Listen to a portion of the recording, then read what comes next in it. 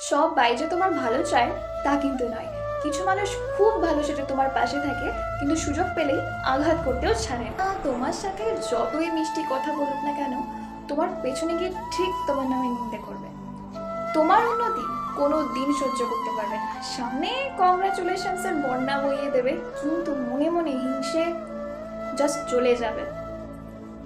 এই ধরনের মানুষকে চিনতে গেলে পরে তাদের কথায় নয় কাজে বিশ্বাস করো, কারণ এরা তোমার কাছে আসবে শুধু নিজের স্বার্থে। যখন তাদের প্রয়োজন পড়বে ঠিক তখন, যেই না তাদের প্রয়োজন ফুরিয়ে গেল, দেখবে তোমার খোঁজ খুব একটা না নিলেও তাদের চলবে, বা নেবেই না।